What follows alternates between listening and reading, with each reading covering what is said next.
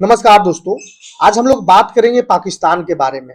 पाकिस्तान का बात इसलिए किया जा रहा है क्योंकि पाकिस्तान इन दिनों ईरान और अमेरिका वॉर में सबसे बड़ा लीडर के रूप में उभरा है। ईरान और अमेरिका के बीच मध्यस्थता करवाने वाला पाकिस्तान आखिर इतना बड़ा खेल कैसे खेल गया? पाकिस्तान को भी साथ और ईरान को भी साथ लेकर के कैसे चल रहा है? पाकिस्तान ईरान का दोस्त नहीं है। कैसे दोस्त नहीं है? तो आप देखिएगा तो सऊदी अरब जितने भी खाड़ी देश हैं ईरान का बनता नहीं है, और खाड़ी देश से पाकिस्तान का बनता है, और ईरान का भी ईरान से भी बनता है, अमेरिका से भी बनता है। आखिर पाकिस्तान का विदेश नीति इतना मजबूत कैसे हो रहा है? इसके पीछे का खेल क्या है? आज पूरा का पूरा इस वीडियो में हम लोग समझेंगे कि पाकिस्तान इस वॉर में कैसे एक लीडर के रूप में उभरा है। 1989 में ईरान के तत्कालीन सर्वोच्च नेता अयातुल्ला रुहोल्लाह खुमैनी ने अंतिम संस्कार में शामिल होने पाकिस्तान के तत्कालीन राष्ट्रपति गुलाम इसाक खान गए थे। भारत की तरफ से तब भी प्रधानमंत्री, राष्ट्रपति और उपराष्ट्रपति शामिल नहीं हुए थे।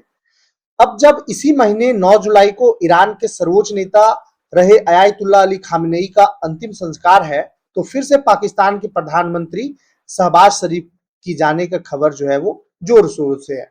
दूसरी तरफ भारत से इस बार भी कोई शीर्ष का नेता नहीं जाएगा। पाकिस्तान तब भी शीत युद्ध वाले अमेरिकी खेमे में था और अमेरिका ईरान के इस्लामिक शासन के खिलाफ था। पाकिस्तान उस वक्त भी अमेरिका और ईरान दोनों का भरोसेमंद साथी था। यही नहीं, पाकिस्तान ऐतिहासिक रूप से सऊदी अरब के करीब रहते हुए भी ईरान से करीबी बनाए रखने में कामयाब रहा है। पाकिस्तान एक साथ ईरान और अमेरिका दोनों का भरोसा जीतने में कामयाब रहा है, जबकि तेहरान और वाशिंगटन दोनों एक दूसरे को फूटी आंखों नहीं सुहाते हैं। पाकिस्तान के फील्ड मार्शल जनरल असीम मुनीर की ईरान भी तारीफ करता है और अमेरिकी राष्ट्रपति ट्रंप भी उन्हें पसंद करते हैं। इस लिहाज से देखें तो फिलहाल पाकिस्तान की डिप्लोमेसी कामयाब दिखती नजर आती है। दूसरी तरफ भारत और ईरान के मामले में बहुत ही सतर्क रहा है। पीएम मोदी ने ईरान पर अमेरिकी और इजरायली हमले से ठीक पहले तेल अवीव का दौरा किया था। भारत ने ईरान पर इजरायली और अमेरिकी हमले की निंदा भी नहीं की थी। इसके बावजूद ट्रंप ने कई ऐसे फैसले किए जो भारत के हक में नहीं थे और मोदी सरकार को असहज करने वाले थे। पाकिस्तान को रणनीतिक रूप से एक अहम देश के रूप में देखा जा रहा है। ईरान, अफगानिस्तान और गल्फ के पास स्थित पाकिस्तान की भौगोलिक स्थिति उसे ऐसी रणनीतिक प्रासंगिकता देती है जो अमेरिका के साथ तनावपूर्ण दौरे में भी बनी रहती है। इस्लामाबाद ने इजराइल के साथ अपने रिश्तों पर कोई रियायत दिए बिना खुद को एक बड़े कूटनीतिक घटनाक्रम के केंद्र में लाकर खड़ा कर दिया है। ईरान के खिलाफ इजरायली और अमेरिकी हमले में भारत के रूख को तेहरान के पक्ष में नहीं देखा गया। ऐसा इंप्रेशन गया कि भारत इस लड़ाई में अमेरिका और इजराइल की तरफ झुका हुआ है। भारत के लिए यह क्षेत्र रणनीतिक और आर्थिक दोनों लिहाज से बेहद अहम है। भारत के कुल कच्चे तेल आयात का लगभग 45%, एलएनजी आयात का 66% और एलपीजी आयात का करीब 90% इसी क्षेत्र से आता है, यानी कि gulf of straight of Hormuz से आता है। वहीं गल्फ कॉपरेशन काउंसिल जीसीसी के 6 देशों में 90 लाख से ज्यादा भारतीय रहते हैं, जिनका योगदान भारत को हर साल मिलने वाले लगभग 135 अरब डॉलर के कुल रेमिटेंस में करीब 40% है। दूसरी तरफ पाकिस्तान इजराइल के अस्तित्व को नकारता है और खुलकर ईरान के पक्ष में था। फिर भी अमेरिका का उसके प्रति भरोसा कम नहीं हुआ, यहां तक कि पाकिस्तान इस जंग में मुख्य मध्यस्थ की भूमिका में रहा। ऐसे में सवाल उठ रहा है कि भारत विदेश नीति के मोर्चे पर कहीं चूक तो नहीं गया? क्या भारत को ईरान के पक्ष में बोलना चाहिए था? भारत की मुश्किलें पिछले 3.5 दशकों से भारत गल्फ के अरब देशों इजराइल और ईरान के साथ अपने संबंधों के बीच संतुलन बनाने की कोशिश करता रहा है। जहां तक संभव हो भारत ने इन रिश्तों को एक दूसरे से अलग रखकर संभालने की रणनीति अपनाई है। लेकिन ट्रंप के दूसरे कार्यकाल में भारत स्ट्रेटेजिक ऑटोनॉमी के साथ मल्टी अलाइनमेंट की नीति पर काफी दबाव में रहा है। कहा जाता है कि भारत की यह रणनीति तभी सफल रहेगी जब महाशक्ति अमेरिका का समर्थन रहेगा। ट्रंप के शासन में एक किस्म का दबाव रहा है कि भारत कोई एक पक्ष चुने। ट्रंप कई बार ब्रिक्स गुट के देशों को धमकी दे चुके हैं। भारत ब्रिक्स का सह संस्थापक देश है। दूसरी तरफ ट्रंप ने क्वाड की उपेक्षा की है। 2022 में रूस यूक्रेन युद्ध के दौरान भारत को रूस की आक्रामकता की खुलकर निंदा न करने के लिए अपने कई साझेदार देशों की आलोचना का सामना करना पड़ा था। भारत इस साल के अंत में 11 उभरती अर्थव्यवस्थाओं के समूह ब्रिक्स प्लस की अध्यक्षता की तैयारी कर रहा है, जिसमें ईरान भी शामिल है। ऐसे में एक बार फिर से भारत की विदेश नीति पर नजरें टिकी हुई है। भारत पर स्पष्ट रुख अपनाने और खुलकर अपनी स्थिति बताने का दबाव बढ़ रहा है। हालांकि अब तक भारतीय नेतृत्व इससे काफी हद तक परहेज करता रहा है। भारत इजराइल का मजबूत साझेदार रहा है और लंबे समय से फिलिस्तीन के लिए टू नेशन सॉल्यूशन का समर्थन करता आया है। साथ ही भारत ने ईरान के साथ संबंध भी बनाए रखे हैं। भारत ने ईरान के परमाणु कार्यक्रम का समर्थन नहीं किया है, लेकिन वह तेहरान को एक क्षेत्रीय शक्ति के रूप में मान्यता देता है। अब तक भारत की यह अलग और संतुलित स्थिति उसके लिए उपयोगी रही है, लेकिन युद्ध ने भारत पर किसी एक पक्ष में खुलकर आने का दबाव बढ़ाया है। पाकिस्तान को बढ़त कैसे मिला? तो ईरान के इराक, लेबनान, सीरिया और अमन में गहरे राजनीतिक और वैचारिक नेटवर्क हैं। तमाम दबाव के बावजूद ईरान ने इस बार भी अमेरिका के सामने सरेंडर नहीं किया। चीन भी ईरान में अपनी रणनीतिक और आर्थिक मौजूदगी बढ़ाता दिख रहा है।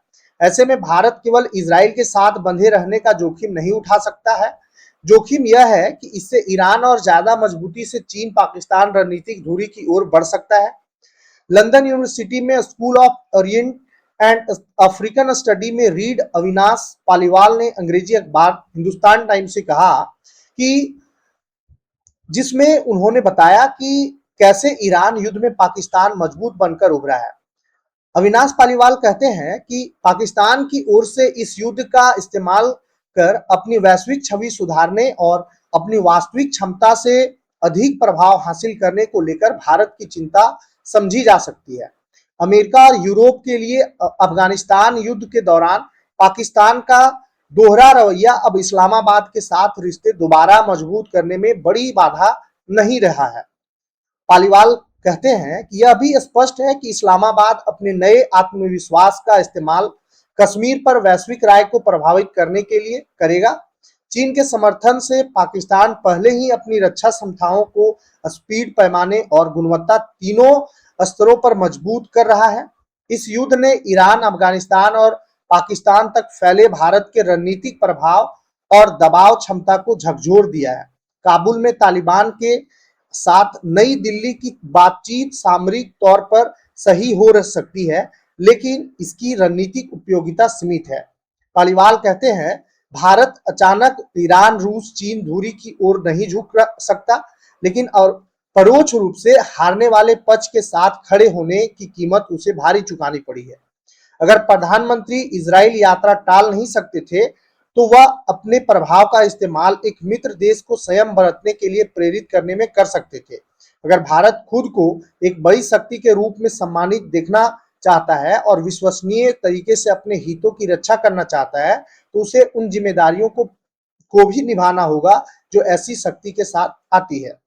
ईरान और अमेरिका में मतभेद के कारण जो है वो कई रणनीतिक विश्लेषक लंबे समय से मानते रहे हैं कि इजराइल को लेकर अमेरिका की नीति स्थिर और अपरिवर्तनीय है, यानी एक ऐसा अस्थायी तत्व जिसके इर्द गिर्द पूरी क्षेत्रीय नीति घूमती है। लेकिन अब इस धारणा पर फिर से विचार करने की जरूरत है। अमेरिका और इजराइल के बीच सार्वजनिक मतभेद जो अमेरिकी राष्ट्रपति डोनाल्ड ट्रंप और इजरायली प्रधानमंत्री बेंजामिन नेतन्याहू के बीच लगातार सामने आ रहे हैं, सिर्फ सामान्य कूटनीतिक तनातनी नहीं है। ट्रंप की व्यक्तिगत शैली और अप्रत्याशित स्वभाव को ध्यान में रखते हुए भी यह मतभेद वास्तविक प्रतीत होते हैं। इसकी वजह यह है कि पश्चिम एशिया में अमेरिका को लेकर सोच तेजी से बदल गई है। मंगलवार को ईरान के राष्ट्रपति मसूद पेजकिशियान से प्रधानमंत्री नरेंद्र मोदी ने बात की है। वह बातचीत के बाद ईरान का विस्तार से एक बयान जारी हुआ, लेकिन भारत की तरफ से बहुत ही छोटा बयान जारी किया गया। दोनों देशों के बीच बातचीत में भारत की विदेश नीति की अध्येता लॉरान डेगन अमोस ने एक्स पर लिखा, भारतीय और ईरानी नेताओं के बीच हुई बातचीत के बाद जारी बयानों को देखें तो भारतीय पक्ष का संयम साफ नजर आता है। भारत की ओर से जारी बयान में संबंधों और बातचीत के महत्व को जानबूझकर कम करके दिखाने की कोशिश दिखाई देती है। भारतीय बयान बेहद संक्षिप्त और सीधे मुद्दे पर केंद्रित था। इसके उलट ईरानी बयान अधिक विस्तृत था, जिसमें संबंधों और बातचीत के महत्व को रेखांकित करने के लिए कई सकारात्मक और प्रभावशाली शब्दों का इस्तेमाल किया गया है। अब इस तरह से भारत जो है वो ईरान के साथ में दोस्ती तो रखना भारत के लिए मजबूरी है, क्योंकि चीन जो है वो ईरान पर हावी होगा, पाकिस्तान ईरान पर हावी होगा और फिर भारत के लिए ये परेशानी का सबब बन सकता है। लेकिन अगर भारत का विदेश नीति देखें आप, तो भारत जो है वो इजराइल के साथ में भी कभी खुल करके विरोध में नहीं रहा है। अब पाकिस्तान जो है उसका अभी पलड़ा जो है वो विदेश नीति के मामले में भारी है। भारत की विदेश नीति जो है वो एक अपना ट्रैक पर है। ऐसा नहीं है कि भारत जो है वो बहुत फिसड़ रहा है विदेश नीति के मामले में। भारत रूस के साथ में अच्छा संबंध रखता है, इजराइल के साथ में अच्छा संबंध रखता है, ईरान के साथ में भी संबंध इसके अच्छे हैं। लेकिन पाकिस्तान जो है अभी हाल के दिनों में दोनों देशों के मध्यस्थता के करवा करके अपना एक अलग लेबल स्थापित किया है। इस पर आपका क्या राय है, आप कमेंट में जरूर बताएं। धन्यवाद।